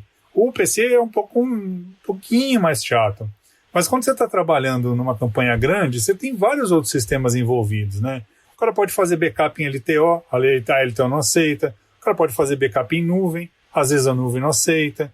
Às vezes o servidor do cara é Linux, o servidor não aceita. E aí ele começa a ter problema, porque aí o cara vai abrir o arquivo corrompe, o arquivo dá pau de permissão, ele vai fazer o backup, o arquivo não sobe, aí ele vai buscar na nuvem. E cada setor tem a sua máquina, né? Tem o seu sistema operacional às vezes, né? Sim, porque às vezes você vai fazer a cor no Linux, o cara do rádio ou do cara da trilha trabalha no PC e o editor trabalha no Mac. Eu lembro muito bem, muito claro da época da Dynamo lá quando eu te conheci, 2007, 2008, que você tinha também de tudo. Tinha Linux, Mac, PC e Smoke, que era Linux, eu acho, sei lá. Sim, porque tinha exatamente, o 3D. O 3D era o Windows, a edição era Mac e a finalização, os Smokes eram Linux. Era isso. E ainda tinha a LTO, que era chata. Então, aí você ficava lá lidando com as N máquinas, que estavam cada uma fazendo, às vezes logando a noite inteira, porque era começo daquelas máquinas, enfim, processos, né? Começo do HD e tal, da transição do SD pro HD. E aí eu lembro que deu um chablau lá e Marcelo Porto apareceu no meio da madrugada, porque quando, né, tinha que resolver, ó, eram uns arquivos lá que tinha caractere especial. E entupiu o cano lá, porque tava cano passando pra tudo que é sala, pra tudo que é servidor, LTO e o caralho. E, aí um bagulho foi lá e entupiu. E como é que você vai achar o negócio? Agulha no palheiro, né? Tem que chamar o técnico pra filtrar tudo, pra ver aonde que foi o negócio, pra desfazer a cagada e todo mundo parado. A produtora parada, tipo, a coordenadora suando, frio, né? De madrugada, todo mundo porque o cara achou bonitinho, 2 asteriscos antes e 2 asteriscos depois, no nome do arquivo lá que chama Programa Valendo, né? Com tudo aquilo que a gente já comentou, né? ok, né? Agora vai, 2 pontos, barra. Você sabe que dizem que dá azar isso daí, né, cara? Se você pegar um arquivo e dar um ok, meu amigo, vai ter 30 alterações. O valendo é pior, né? Final. O valendo é pior. O valendo é o que não, nunca e aí você não sabe no que você acredita. Porque você pega, às vezes, você pega um projeto que tá andando, aí você olha lá no export, tem lá, final, master, valendo, ok. E qual que é, tá ligado? É isso que o Calil falou, meu. Tem que ter a porra do data, mês, horário. O melhor esquema é data, mês e horário, velho. Não tem erro, porque aí um que foi feito depois é o que mais vale. É o mais novo, né? Mas enfim, tudo isso pra dizer que realmente precisa muito cuidado, não use, né, a porra do arquivo do caractere especial no nome do arquivo, pelo amor de Deus. Que outra dica que você dá, assim, novo, que você vê recorrente? Repete, vai de novo, né? Não, essa é a mais complicada. Segunda dica, a mesma. A mesma. Repita a primeira, né? Não, assim, eu já cheguei ao ponto de começar a campanha e criar a primeira pasta no servidor, que a pasta chamava "Não use caractere especial no nome dos arquivos". Tem vários servidores meus por aí que tem uma pasta que ela não tem permissão de apagar, que qualquer pessoa que entra vai ver essa pasta. É a primeira pasta, vários servidores. Porque, cara, é muito comum, cara, editor que se preze tem que saber disso. Não, e galera colocando coisa no desk, mídia no desk. Né? Você queria uma outra, né? Se você tem um servidor, não salva arquivo na tua máquina, né? Porque o servidor justamente é para você ter uma rota de fuga caso a sua máquina pare, exatamente. Outra coisa que é que demorou para pegar em algumas localidades. O autosave não pode estar junto com o seu projeto. Exato. Se o seu projeto está no servidor, o seu autosave tem que estar local. Se o seu projeto está local, o seu autosave tem que estar no servidor. Raio, você vai perder os dois, o original e o autosave. Outra coisa, o render. Quando que o render tem que estar na máquina, quando que o render tem que estar no servidor. Se você vai mandar o programa para outro cara, né? Você fez um pedaço do programa e tem um cara lá que vai fechar o programa, o render tem que estar no servidor. Porque aí a hora que o cara abrir o programa tá inteiro. Agora, por exemplo, tem lugares que a rede começa a engasgar, não é o melhor servidor, não é a melhor rede. Aí o que você faz? Muda o render para a sua máquina. Porque você renderiza, a máquina passa a tocar o arquivo local e libera o servidor para quem precisa do servidor. Então, tem que saber a hora de fazer uma coisa e a hora de fazer a outra. Dá trabalho, dá preguiça. Mas, né, você foi chamado porque você tem um que a mais ali, né? Ali é edição de guerrilha, não dá pra... É aí que separa os homens dos meninos, né, meu querido? Mas é isso que a gente tá falando, é essa mão de obra aí. Porque, né, Calil, me conta aí, como é que é lidar com a equipe e ensinar? Porque aí você é o cara que faz essa ponte com os editores. O editor Sim. que você não conseguiu aí, que o cara expert, porque não tinha grana pra pagar, pegou o mais novo, menos experiente, que não que seja ruim, mas não tá tão experiente. Quer dizer, você tem que treinar essa galera pra todo mundo falar a mesma língua, ler a mesma cartilha. Deixa eu cortar.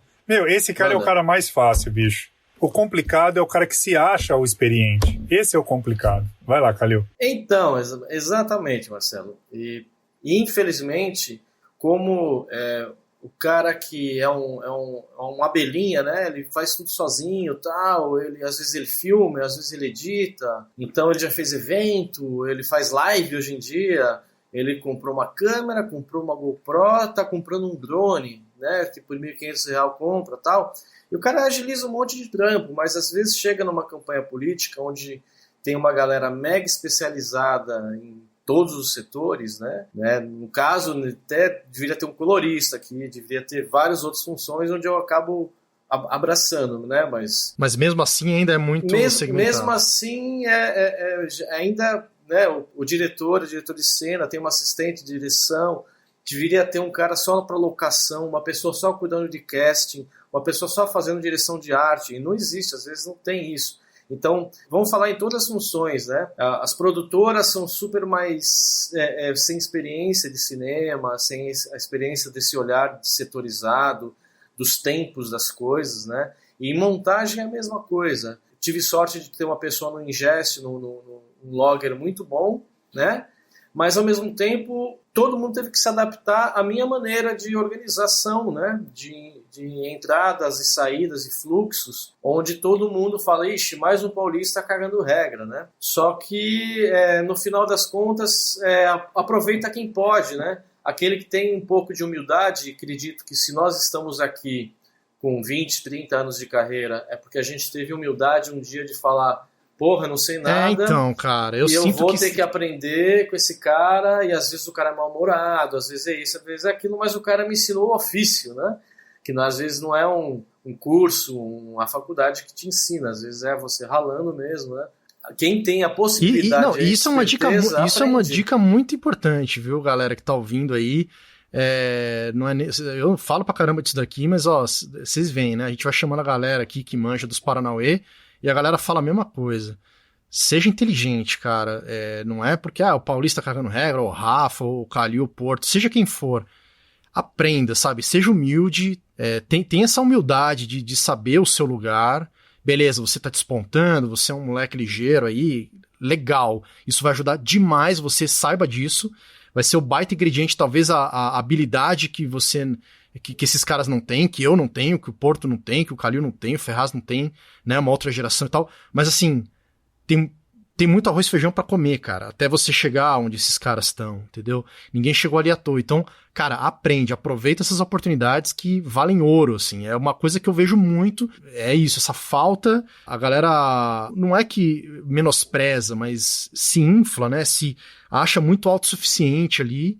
E quando você vai dar um passo maior na tua carreira pra algum outro lugar, você se estrepa, cara, porque você não tem...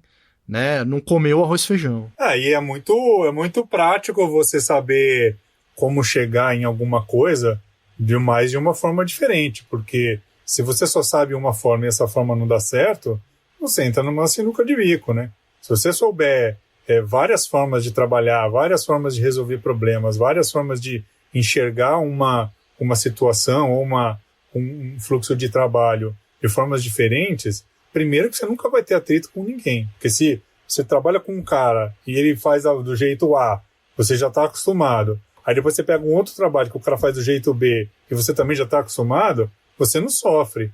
Agora, se você chega no jeito B, você fica batendo de frente porque você só gosta de trabalhar do jeito A e o cara que está em cima de você ou do seu lado prefere trabalhar do jeito B, cara, você vai sofrer porque você só vai ter conflito, né? E você não vai ser chamado para trabalhar do jeito B. Com conflito é super complicado, né? Porque não dá tempo. Campanha não dá tempo para ficar fazendo essas coisas, né? E tem uma coisa que eu sempre falo, velho, em campanha também, eu pergunto às vezes pro estagiário ou pro editor júnior, eu olho para ele e falo, quem tem mais talento? eu ou você? Daí ele olha, ele vai responder, eu falei, cara, eu perguntei talento, não experiência. Eu tenho mais tempo de edição. Então, aproveita. Eu não tive tantos caras para me explicarem tudo.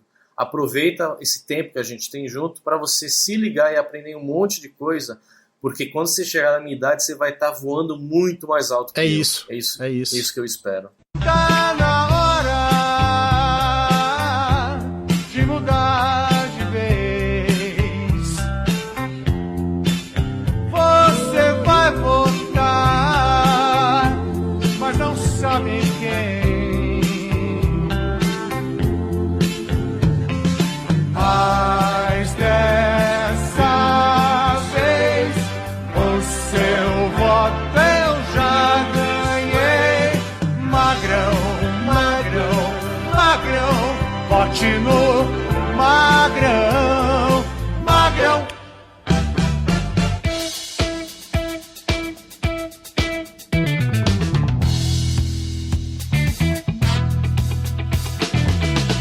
Cara, que prazerzaço estar aqui falando com vocês. Cara, eu ia puxar aqui o final, mas você já puxou. O prazer é todo nosso, meu querido. Eu tô feliz porque a gente já teve altos papos, né? Ali sempre depois das assembleias, tomando uma brejinha e até em algumas movimentações políticas que não surtiram muito efeito, né? Na época desejada ali, que a gente já comentou aqui, mas tudo bem. Acontece, faz parte da democracia, né? Mas, cara, muito legal ter você aqui e a gente... Foi meio de sopetão, né? Você tá aí e achou um tempo pra gente, agradeço muito por conta disso também. Tá aí no Maranhão e não deve estar podendo aproveitar porcaria nenhuma de... Não tá, tempo pra dormir só, né? Só pra ter ideia como que funciona a campanha, meu hotel é de frente pro mar, eu acordo com o barulho da onda, pergunta se eu alguma vez fui pôr o pé na praia, na areia. Não fui. Não dá, Estou né? aqui já há 60 dias e não molhei o pé na aguinha do mar, no Maranhão. Caceta. Então essa é a vida. Faço votos que você consiga dar uma emendada aí, de repente, depois da campanha e fique um tempo aí pra curtir. Quero conhecer Lençóis. As lindas praias maranhenses aí, muito famosas. Eu tenho muita vontade de conhecer, cara. Cara, um prazerzaço falar com o Marcelo Ferraz e com o Marcelo Porto, que...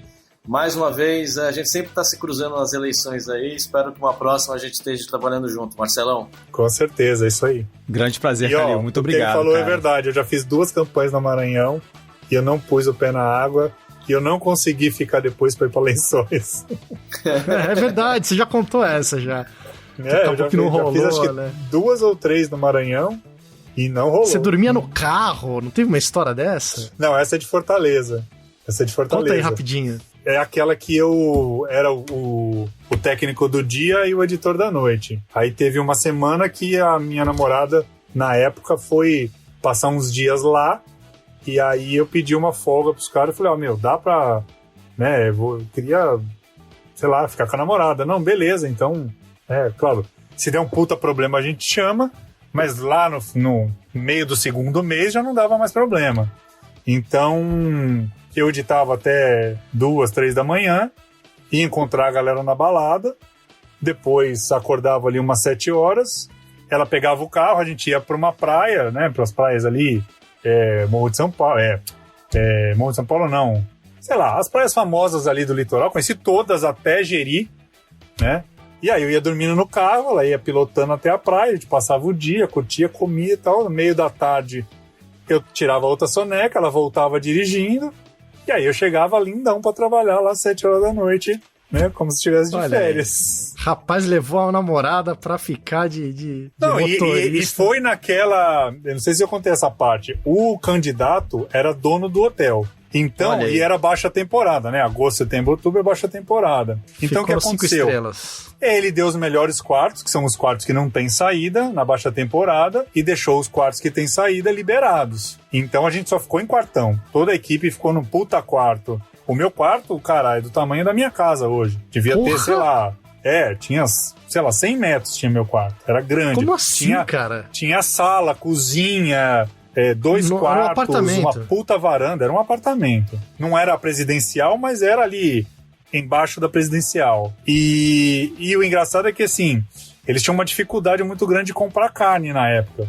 Então o cara falou, olha, você pode pedir qualquer coisa do cardápio, menos carne. Aí a gente falou, qualquer coisa mesmo? Falou, qualquer coisa mesmo. Camarões, polvo. Cara, então tinha dia que às vezes eu via assim, lagosta. Um casal jantando ali e falava, meu, vocês querem trocar uma lagosta por um bife? Porque eu tô louco, faz 10 dias que eu não como um bife. Você quer? Olha, você pode escolher camarão, lagosta, né? Só me dá um parmegiana, pelo amor de Deus. Pode ser, vamos, topa? Os caras, vem aí, Paulista, ajuda a gente aí. Tinha cara que me ligava, vamos fazer aquela troca. Muito engraçado. Cara, espetacular, velho. Eu só fico imaginando, o sujeito acha que é piada, né? A peixaria era perto do hotel, o cara recebia, né, com a maior tranquilidade, e pra eles era barato. Agora, a carne era complicada. Carne, e tinha uns dias assim que os caras davam uma segurada nas folhas, né, nas saladas. E o frutos do mar era liberado. Então, cara, teve semana que eu comi moqueca, lagosta, 3 tipos de lagosta, né? Segunda, terça e quarta, assim. Ah, vou experimentar agora aquela lagosta não sei o quê. Pra me entupir de frutos do mar, bicho. Soube que o Calil tá num esquema bem parecido desse, né, Calil? Não? Nada. Ixi, que nada. Por conta da pandemia, não existe... normalmente nas campanhas tem restaurante interno, né? É feita a alimentação dentro do prato. Pra ninguém ficar gastando, catering. Né? Às vezes é uma cozinha até industrial montada dentro da estrutura pra não ter perigo de nada que a gente já falou, né? De envenenamento ou de qualquer outra situação. Essa tá uma campanha chata, né? Você come todo dia na produtora, pra não ficar dando mole na rua, você come à noite, se você estiver no hotel, você come no quarto. E agora em pandemia, o que aconteceu? Marmita, só que desandou geral, né? E é risco de Covid. Aí, velho, agora estamos soltos no mar agora, né? Agora é momento atípico, momento de tomar todos os tipos de cuidado. Tá certo Exato. Quem tá fazendo isso aí, porque tem que realmente segurar a onda nesse momento. Mas eu já me estiquei aqui, a conversa quando é boa, você tenta terminar, ela não acaba, né? Mas a gente tem que decretar um fim, então está decretado o fim, horário político acabou. Galera, muito obrigado pela sua... Muito obrigado pela sua audiência. Espero que você tenha gostado desse episódio. Se você gostou, compartilha com os amigos, compartilha aí com outros editores, manda recadinho pro Calil, tá aqui na descrição do episódio tem o contato do Calil, do Ferraz, o meu e o do Marcelo Porto também. Fala com a gente, entre em contato, que a gente sempre tá muito disposto a ouvir o que vocês estão achando. Não é não, Marcelão? É isso daí, galera. E segunda-feira a gente tá de volta aí com mais um episódio. Ou não. Ou não. Final de ano tá complicado, gente. Assumimos não, a gente vai colocar o bonde no trilho, mas o que importa é que os episódios estão sendo entregues e esse é mais um aí pra você, nosso querido ouvinte. Espero que você tenha gostado. Até mais, até a próxima. Fiquem com Deus. Tchau, tchau. Agora a música vai subir para te emocionar. Todos os figurantes balançam as bandeiras pelo ar. R$10 fazem coreografia e fingem se importar. Câmera lenta, papel picado, abraço forçado. Uma montagem faz aparecer um vice do seu lado.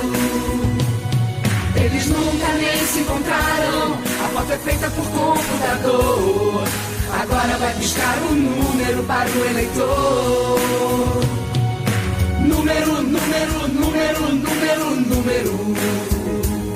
Esqueça tudo que eu roubei, mas não esqueça o meu número. Voz Grossa traz credibilidade para a falsa proposta número 1, falsa proposta número 2 e uma grande promessa incumprível. Uma coligação formada por vários partidos que não estão nem aí para o programa de governo e estão apenas interessados em algum cargo caso o candidato se eleja.